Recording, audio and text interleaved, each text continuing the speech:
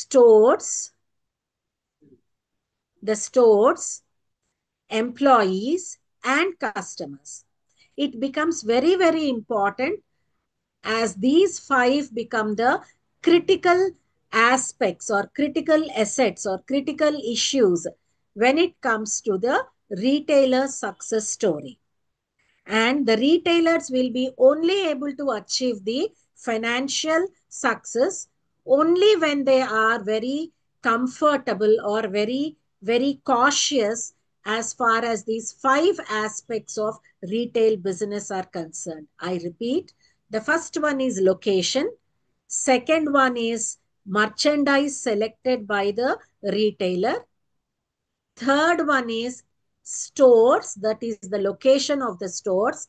Fourth one is employees that are taken up by the retailer, that are employed or selected by the retailer, and what type of customer relations that the retailer is having.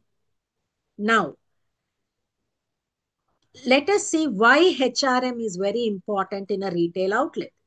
Human resource management is particularly important in retailing because the employees play a major role in connecting with the customers, because there develops a personal rapport with the customers who are visiting the store on a regular or on rare basis. It becomes important. And also, lot of human factor is required in understanding which items are they have become beyond the expiry date, even though the HRIS or whatever the ERP that is carried by the outlet will definitely highlight which products are have crossed the expiry date time and all the other things. But actual decoration of the store, actual presenting of the items in the shelves in the store, even today is a human effort.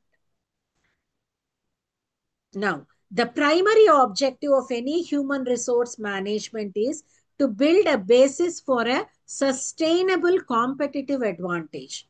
So, how the retailer is converting his HR policy as a competitive advantage, how a HR policy is motivating employees to stick to the organization for a long term is very, very important, because attrition means employees leaving the organization in search of better opportunities. Attrition rate will decide how experienced employees, how careful employees, how resilient employees are working, how much employees are resilient towards the requirements of the customers working in that particular retail outlet. And other objectives of human resource management includes, it is to align the capabilities and behavior of employees with short and long-term goals of the retail firms. As I told you, attrition rate, so which is employee turnover rate, that is equal to number of employees leaving their jobs during the year divided by the number of positions. Now, to get the full potential of retailers, human resources, that is to uh, use or to take the advantage of the retail human resource, that is employees in the retail outlets, three components are important, or three elements are important, or three different types of employees in the organization are very important. The first are the HR professionals who are legally knowledgeable, who are knowledgeable into the various rules, duties, and responsibilities and the rights of the employees working in the organization, who are also well trained in training the employees as far as or pertaining to the required skill of the employees, who are well trained in the compensation strategies, that is salaries to be paid to the employees. Then the store managers, which look into the day-to-day issues of the retail store. And finally, the employees who are working for the organization. So these three form a triad, which we call as a HR triad in a retail business, where there are HR professionals who develop strategies. There are store managers who will implement the functional strategies developed by the functional managers. And there are these store employees who will implement the store managers strategies or store managers directions on a day to day basis, hour to hour basis, minute to minute basis. The reward and the training has to be imparted by the HR professionals. Now, another major aspect of a retail business when we are talking about the human resources, the expenditure in terms of the payment and other types of allowances being provided to the employees working in the retail store. So there is a need for the retailers to control their expenses if they are to be profitable over a long run. Thus, they are cautious about paying high wages, especially to semi-skilled or low-skilled employees. Retail business require a lot of people factor, that is lot of employees. It is people oriented because customers are people, employees are also people. At the same time, there is a need for the number of employees required in an outlet may differ from time to time and also from day to day. For example, in the first week of the month, more employees may be required. There is a festival coming, more employees may be required, because it all depends upon the footfall. Might be in the uh, uh, you know morning hours or afternoon hours where the footfall into the outlet is comparatively less people are required. As the day progresses, that is evening, there could be more employees required to manage the footfalls or to manage the customers who are entering the retail outlet. Sometimes increasing the number of billing counters may also be required. At the same time, during weekends also, there could be more number of customers visiting the retail outlet, and hence the number of employees may be required in more number, and also number of billing counters may be required in more number. So this change in the number of employees has to be managed in a proper way, because people who are near the billing counters have to be skilled employees, else doing billing in a faster pace may be very, very difficult. At the same time, there are three elements which are important or which are crucial in controlling the expenses or the finances of a retailer. First one is the high turnover, because when an employee leaves an organization, there are full and final settlement that has to be provided to him or her. Absenteeism has to be maintained. That too, if the absenteeism is high during weekends or during heavy rush or during festival season or in the first week of the month, that is a very challenging one. And the ways and means of improving the performance of the employees in the outlet. Then, how are the organizations dealing with the part-time employees who are either unskilled or very low skilled employees, which are but compulsory by the retailers? So retainers needs for store employees vary depending on time, as I have told you just now. Time of the day of the week, time of year, and promotion schedule. And hence part-time employees have to be managed, and a pool of skilled employees has to be maintained by the HR professionals, so that on an hourly basis the part-timers are paid to their satisfaction, and the performance is not compromised. Then recruiting. There is a very small difference between recruitment and selection. In recruiting, we try to gather the applications from maximum number of candidates from maximum number of potential seekers of the employment from our retail outlet, and they go through a selection procedure, after which they are selected and they are onboarded onto the job. So, what are the sources of recruitment for a retail store? There are internal and external sources. As I just told you, the HR professionals have to maintain a pool of data with regard to the skilled employees, their phone numbers, their emails of this pool, which includes current and former employees, the employees who left our organization for to somewhere else. At the same time, some other part-time employees who worked for short time period and left our outlet, and any friends and neighbors or any known people to our employees. In addition, retailers or recruiters can get lot of promising data from educational institutions who give education in the field of retail, that is in management or in in this particular area. We can get from colleges, schools, educational institutions, and advertisement in classifieds. We can advertise in newspapers, we can advertise in channels and all. One can approach private employee agencies, private placement agencies, private consultants. Sometimes there could be unsolicited applicants, who will be posting, because every online website belonging to a particular company or a retailer in particular will have a careers pop-up where people can post their resume in those career pop up, and that data can also be used, and they can collect data from other stakeholders of the business.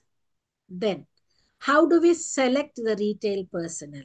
First, job description is provided to the employee, and a detailed analysis of the job is to be explained to the aspirants. Then they are requested to fill in the application, a blank application. Then there could be various rounds depending upon the skill level of the employee that is required, or a direct interview will decide whether a particular employee is required for the job or not. Then, next aspect of human resource management is how do we train these retail personnel? When an employee joins the retail firm, it is compulsory that a proper induction program happens, and the employee is given training with regard to various aspects of the retail business, because if he is put on the floor, he should know and be well versed with the various brand names, their sizes, their prices when a customer asks for help. And those employees who are put near the billing counters have to be well trained with regard to the barcode scanning, and how to operate that particular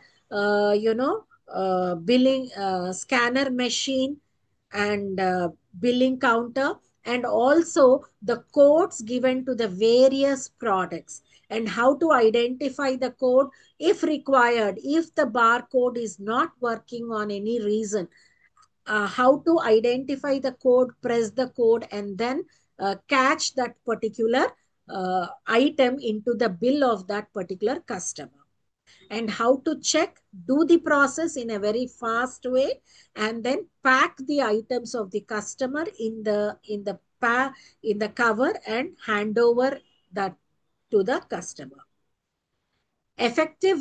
But what is more important is retailers have to identify that only training the employees before they join the organization is not sufficient. ongoing continuous training activity is important as the technology changes, as the new merchandise enters into the retail outlet. Giving information with all those is important. As just I told you, new equipment, change in laws, and new product lines that are attached to the existing ones is very, very important. Then,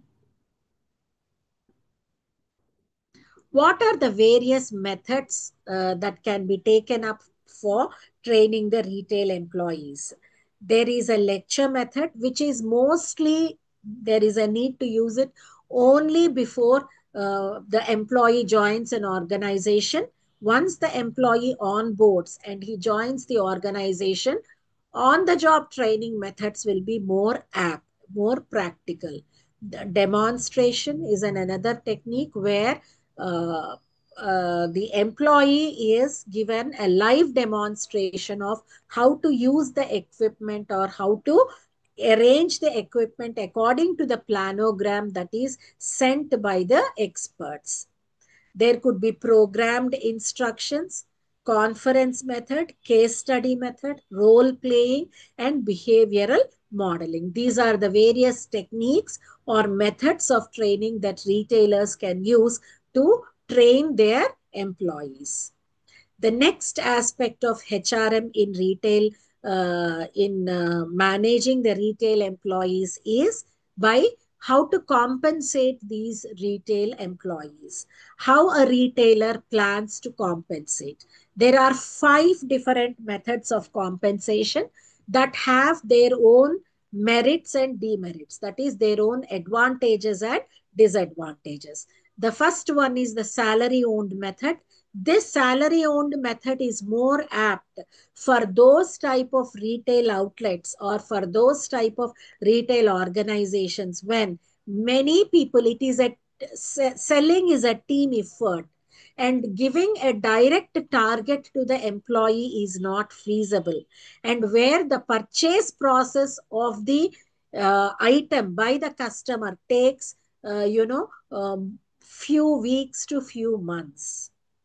Then there is a combination of salary and bonus method where some part of the compensation is paid to the employee as a structured or uh, uh, you know, uh, constant salary, plus whatever the extra work or whatever the festive season is there, some amount is paid extra as a bonus to that particular employee, which will motivate him to be aggressive, to be more, participative in the retail business.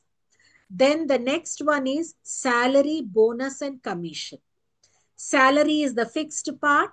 Bonus is paid because there are certain occasions where unorganized employees or blue collared employees or gig workers are paid some inam or some festive bonus is paid to them. And to motivate the salespeople or to motivate the employees to perform better, there can be a commission part included into that. When we talk about the commission part, there are 2 types of commission strategies that can be. The 2 type of commission strategies could be, uh, giving a fixed commission, progressive commission, that is, increase the commission percentage as the employee sells more and more products, or a regressive commission where first a particular percentage is paid as the commission for the first 10 units or for the first 20 units or first for the first 1 lakh rupees product being sold. After that, the percentage of the commission paid to the employees can be reduced. If the percentage of commission paid to the employee reduces, it is called as the regressive commission. And if the percentage of the commission paid to the employee increases, it is called as the progressive commission. But the main disadvantage is, because of some reasons which is not in the hands of the employee, If the sales does not increase, or the sales are not much, the employee may feel very, very dejected and demotivated, and slowly the performance of the employee may reduce.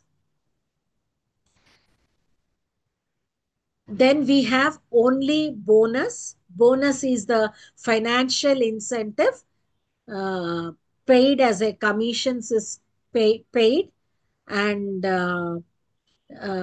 bonus can be used as a strategic trick to maintain the employees, or to keep the employees with the organization, and to see that the employees don't leave the organization. And finally, uh,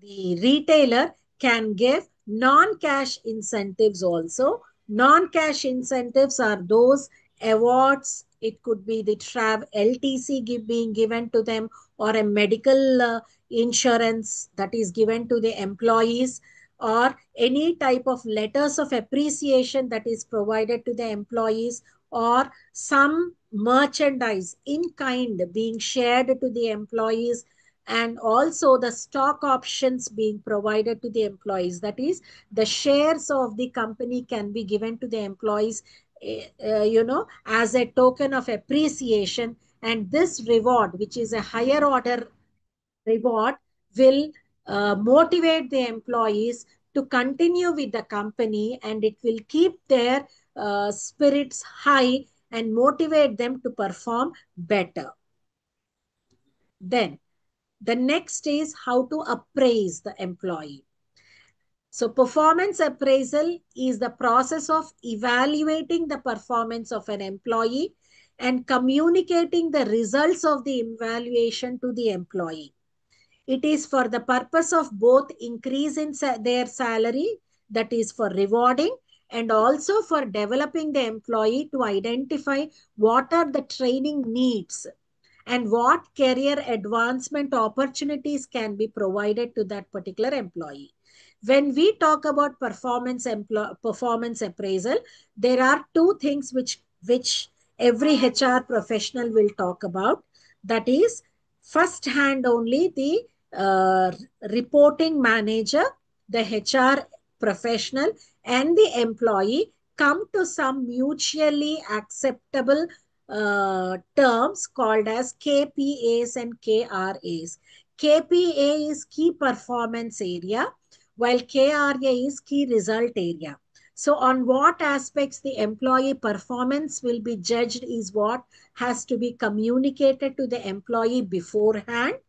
And then what are the results that are expected upon from him, uh, when it comes to the performance, is the second point. That is, they have to come to conclusion regarding KPIs, that is key performance indicators. Once these are set for a time period to be given to the employee, that is 6 months or 1 year, after that, once again, the reporting manager, the employee, and the HR, professionals sit together, analyze the performance of the employee, and accordingly, the employee can be rewarded, and the training needs of the employee can also be identified. So, this is a pro forma where a performance appraisal form will be given to the employee, and the employee performance, uh, in his opinion, whatever he is doing, he tries to fill. Usually there is a 360 degrees performance appraisal technique is applied, where the employee is evaluated by his superior, by himself, by his subordinate, and by his peers. That is a circular 4 levels, 360 degrees, four aspects. Now, 720 degrees, many, techniques have come, but 360 degrees is the most, adopted one. Once the performance appraisal is completed, the employee has to be communicated about the results of the performance appraisal, and there is a need to set once again KPAs, KRAs, and KPI for the next quarter or for the next financial year. That's about the performance appraisal. Then the next aspect of legal issues in human resource management, that those are very, very important, because there is a lot of new rules that are introduced by every government, by every country, to protect the rights and also to highlight the responsibilities of the employees and the employers towards each other. And our country is no exception, and we also have got lot of new acts that were introduced into the industrial relations.